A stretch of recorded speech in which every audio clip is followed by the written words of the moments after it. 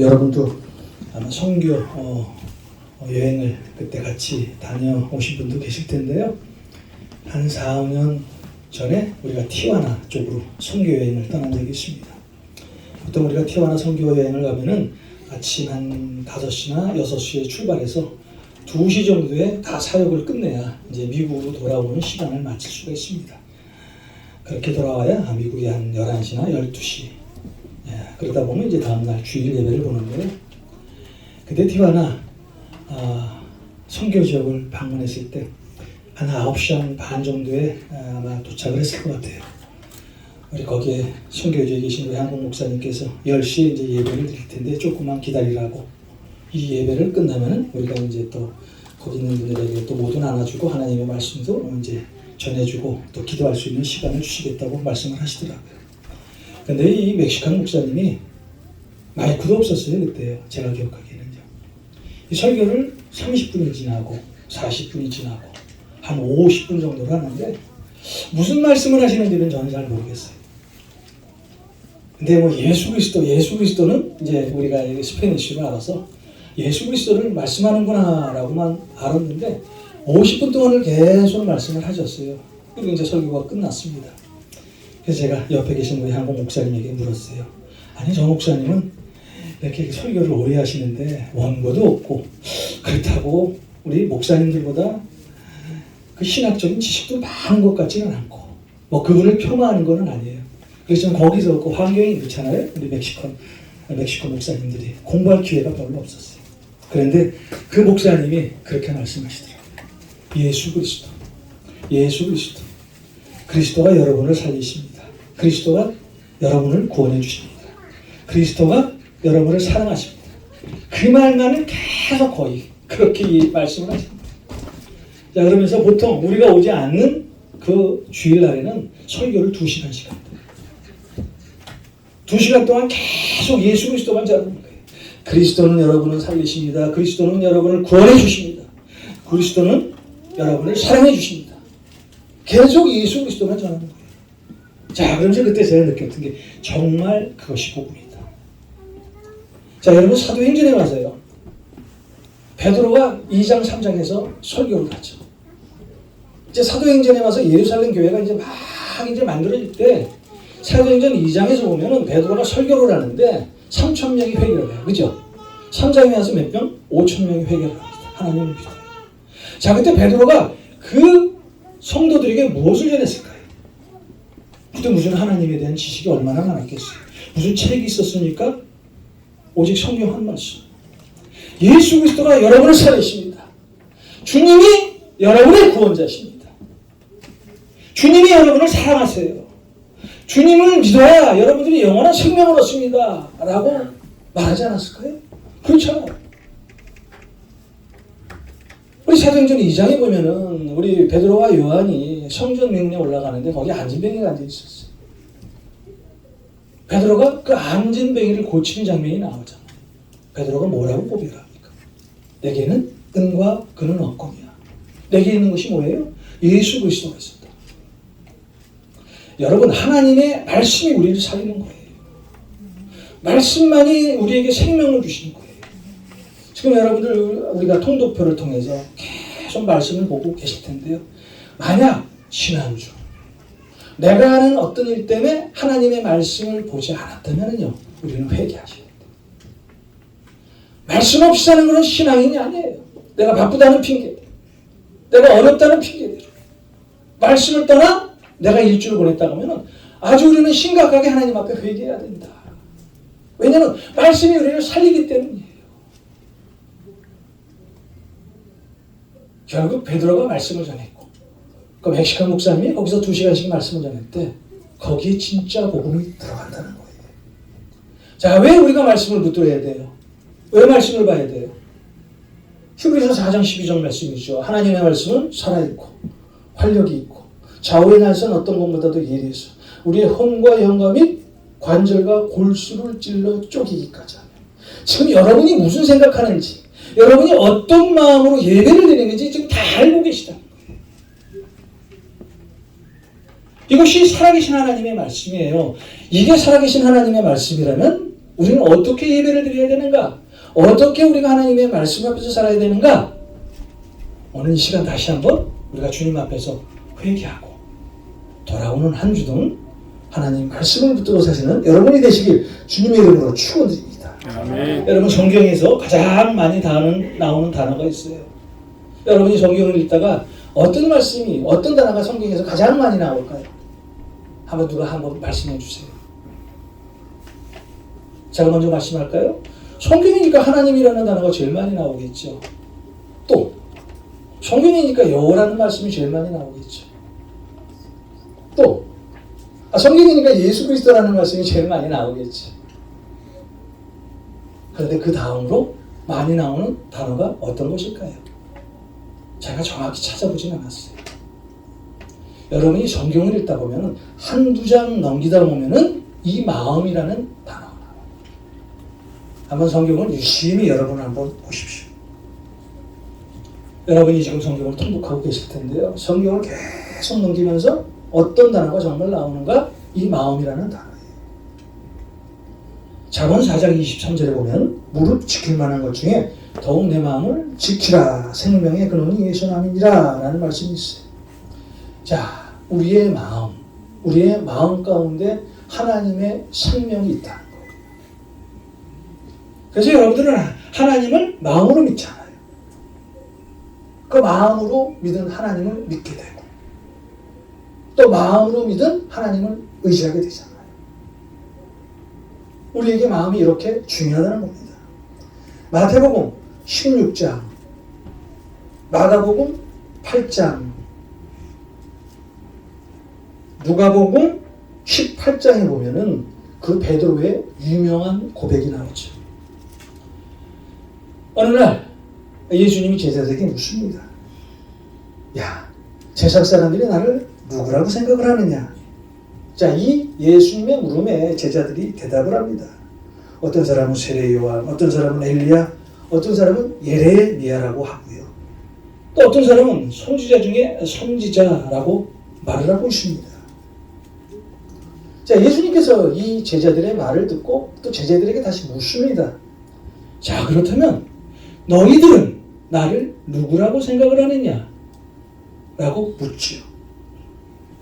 이때 베드로가 정말 유명한 고백을 하잖아요. 여러분이 다 아는 그 말씀. 주는 그리스도시요 살아계신 하나님의 아들이십니다. 주는 그리스도시요 살아계신 하나님의 아들이십니다. 자, 이 베드로의 고백을 들은 우리 예수님께서 베드로를 놀랍게 축복을 하죠. 너는 베드로라. 내가 이 반석 위에 내 교회를 세우리니 음부의 권세가 이기지 못하게 하리라. 자, 오늘 우리가 읽은 본문의 시작은 너희 안에 이 마음을 품으라. 곧 그리스도 예수의 마음이니 라고 말씀을 합니다. 자, 여기서 말하는 그리스도 예수의 마음이란 무엇일까요?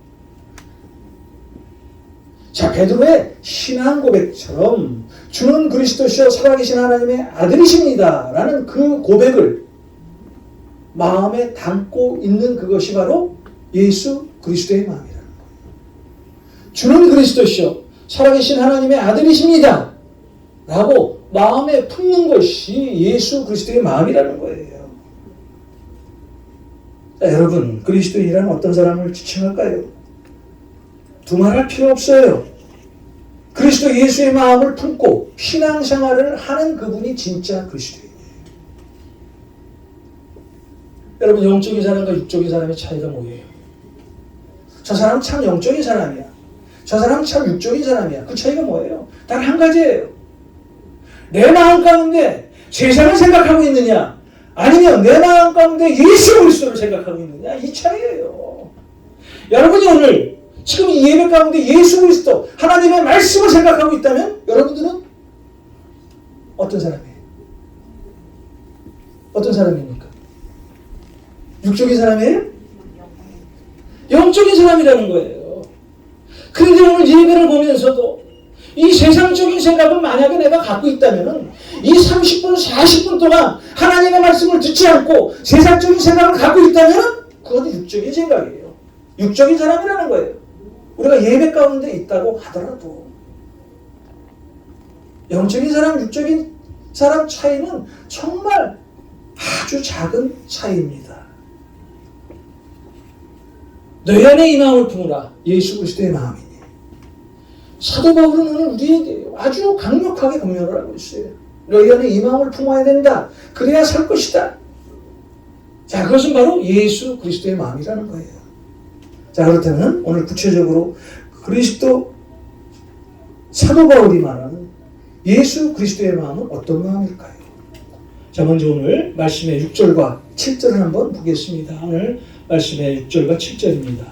그는 근본 하나님의 본체시나 하나님과 동등됨을 취할 것으로 여기지 아니하시고 오히려 자기를 비워 종의 형체를 가지사 사람들과 같이 되셨고. 자, 오늘 본문에 예수님이 어떤 분이라고 말씀을 하십니까? 그는 근본 하나님의 본체시나. 그는 근본 하나님의 본체시나. 자, 예수님의 본체는 하나님이시라는 거예요. 자, 그렇다면 예수님과 하나님은 동일한 분이시죠. 하나님이 예수님이고 예수님이 하나님이라는 거예요. 사람의 모습으로 이 땅에 오신 예수님의 육신의 모습은요, 사람의 모양일 뿐이라는 거예요. 그분은 사람같이 오셨지만 실제로는 그분이 하나님이시라는 거예요. 히브리서 13장에 나오는 말씀처럼 이 예수님은 어제나 오늘이나 영원토록 우리와 함께 하실 그분이라는 거예요. 우리가 예수를 믿고 신앙생활을 하면서 하나님이 예수님이고 예수님이 하나님이시라는 것을 반드시 알고 깨달아야 됩니다. 자, 이것을 모르고서는요, 성경이 읽어지지 않아요. 제가 여러분 성경을 읽으면서 한 가지 팁을 드리겠습니다.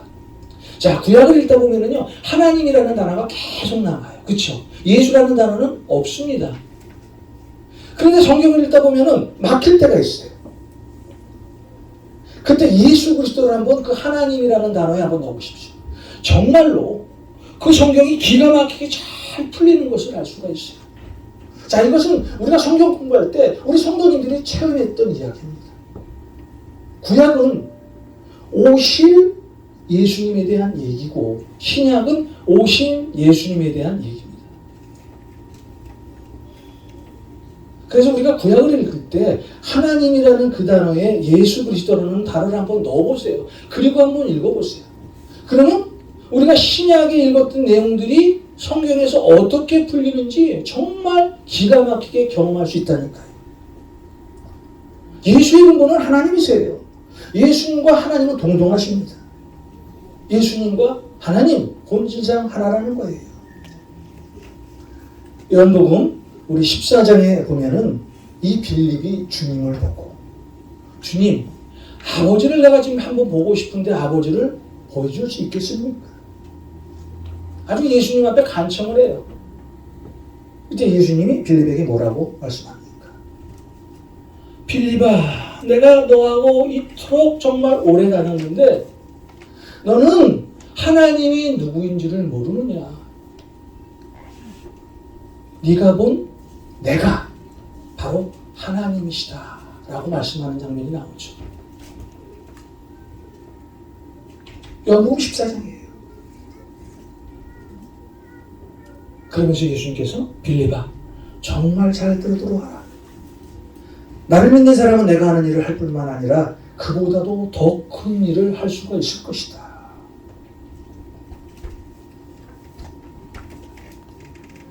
자, 여러분, 우리 성도님 한 분이 저에게 질문하셨던 질문입니다. 유대인들에게 왜 복음을 증거하기 힘들까요? 유대인들에게 복음을 증거하기 힘든 이유가 뭐예요? 네? 네, 맞아요. 그분들이 믿음이 없어서 복음이 안 들어가는 게 아니에요. 정통 유대인들은요, 구약을 지금까지 다 외워요. 나는 창세기 1장도 못 외워요. 모세오경은 물론이고 창세기, 출애굽기, 레위기, 신명기, 민수기는 다 외울 뿐만 아니라 구약을 통째로 다 먹고 사는 분들이 유대인들이에요. 그런데 그들이 예수 그리스도를 몰라요. 왜 몰랄까요? 자, 그렇다면 여러분들이 그 이유를 성경에서 찾아야 될 거 아니에요. 신명기 6장 4절의 말씀입니다. 신명기 6장 4절의 말씀을 그들의 마음속에 갖고 있어요. 그 성경을 그들이 씹어 먹었어요.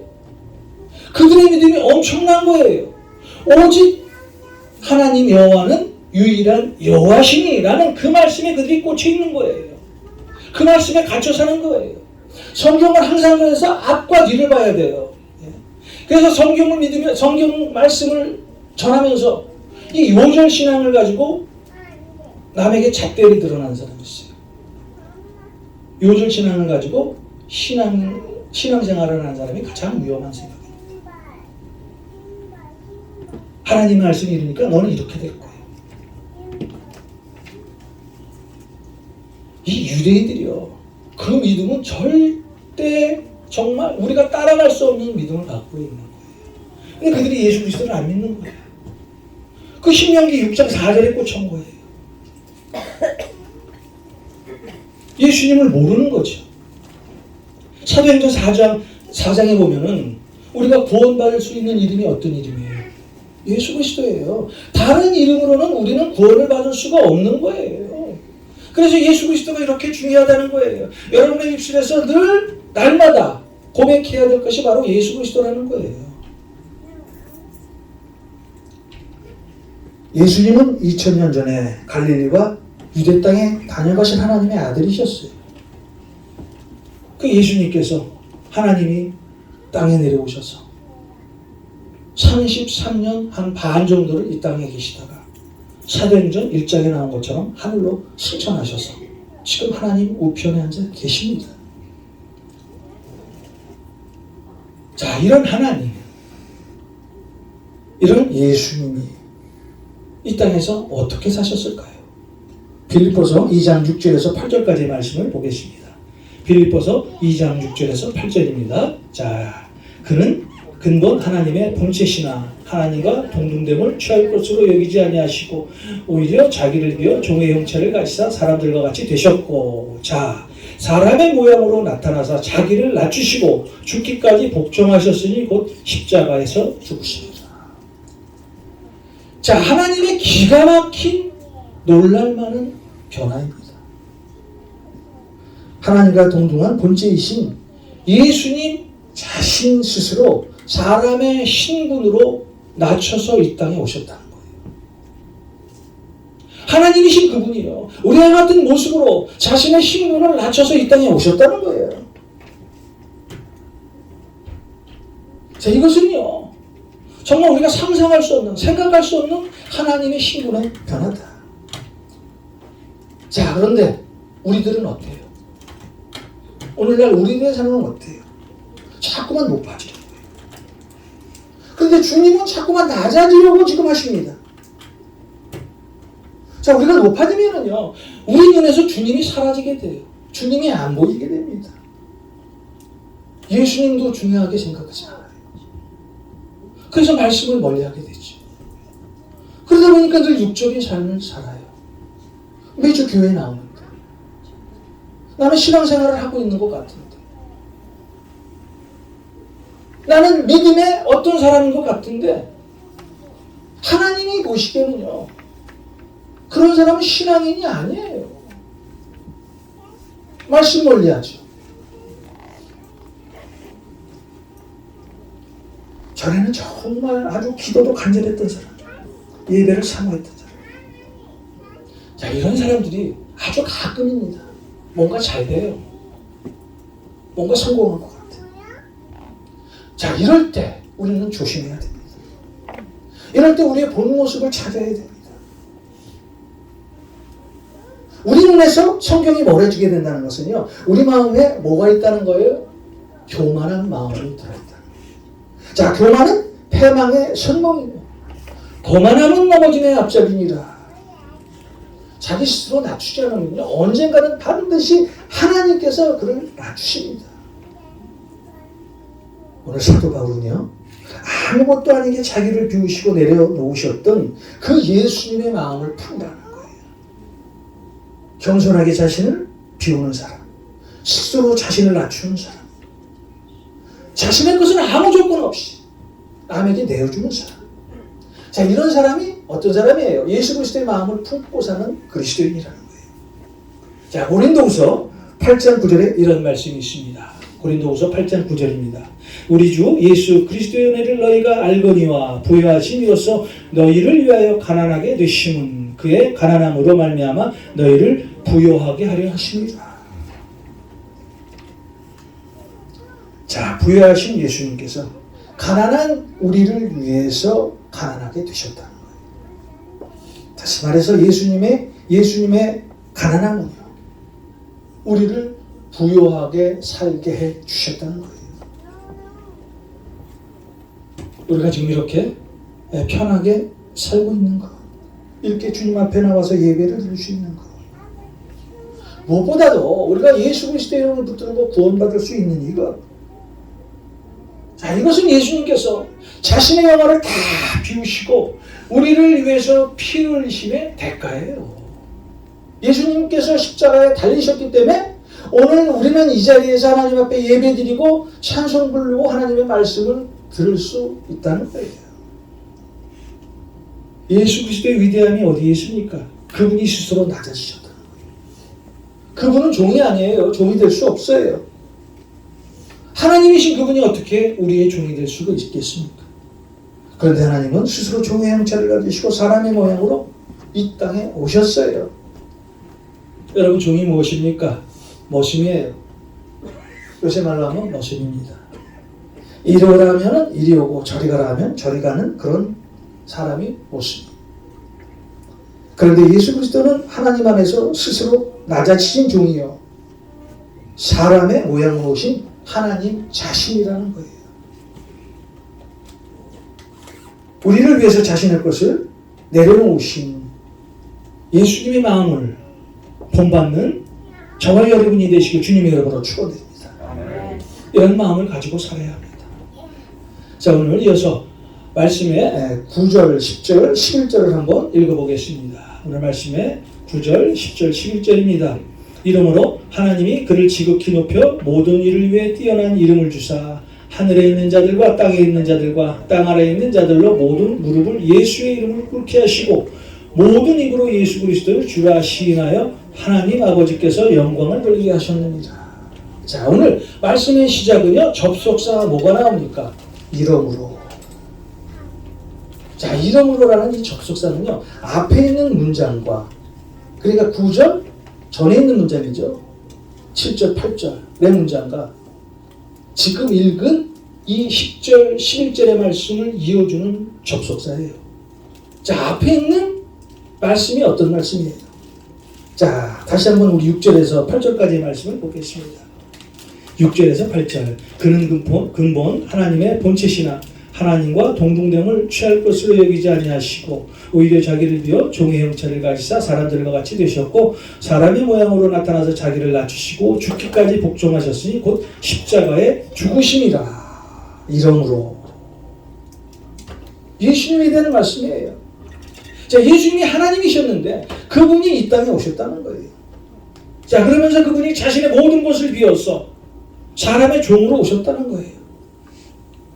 그 예수님께서 십자가에 달려 죽으셨습니다. 자, 이러므로